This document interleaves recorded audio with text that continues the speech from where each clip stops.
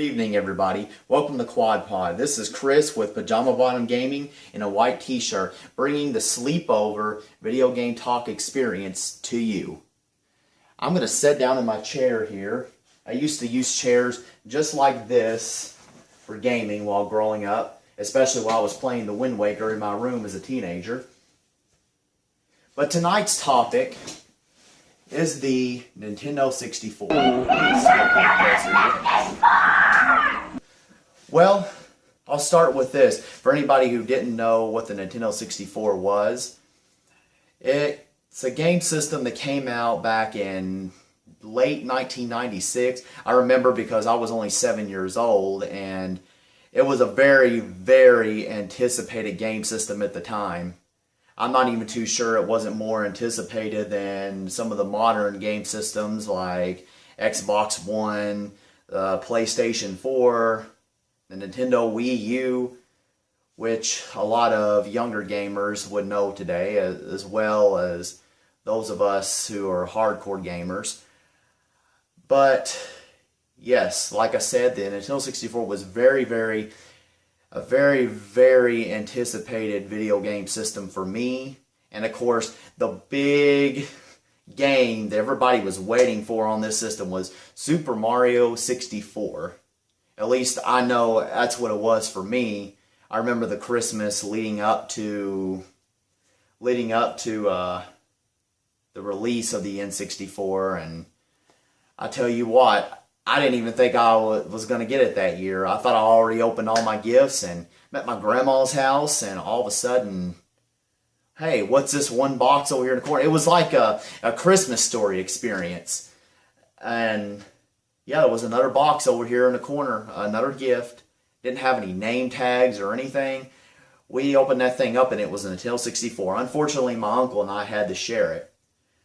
But anyway, my first experience playing a Nintendo 64 was trying to play Super Mario 64. And I remember, for those of you who are too young to remember this or weren't around during the release of the Nintendo 64, back then we weren't used to analog sticks like we have today. Now there's like two on almost, I think, all controllers. Back then it was just one analog stick, and I was trying to use a little gamepad, the little directional gamepad piece on the controller, and I was wondering, why doesn't Mario move anywhere? Why isn't he going anywhere?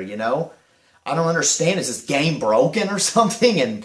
And no, it's just, hey dummy, you have to use an analog stick now to play. Although there are still games that you can play with a little directional pad.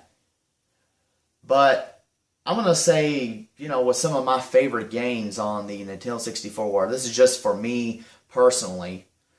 Of course, one of the biggest was Super Mario 64, like I already mentioned.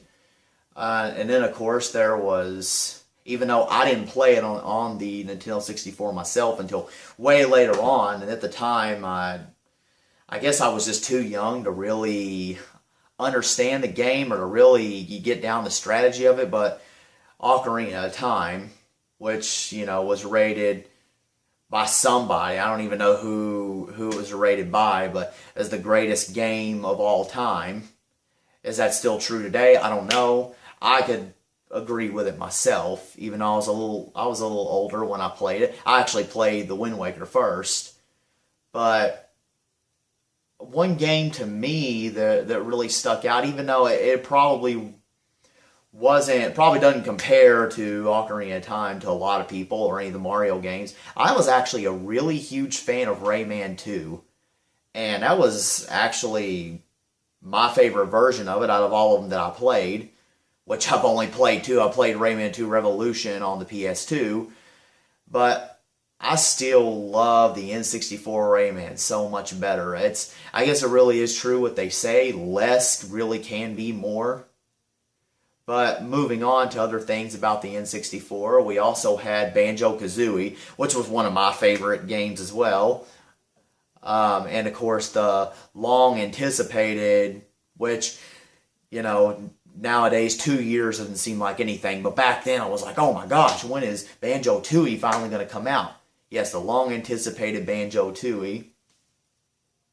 And then like we stated in one of our previous videos, there was Jet Force and Gemini, and to me it just seemed altogether like Rareware really made up a lot of the Nintendo 64 success. Although, I do believe there were other good games. Super Mario 64 did well without Rareware.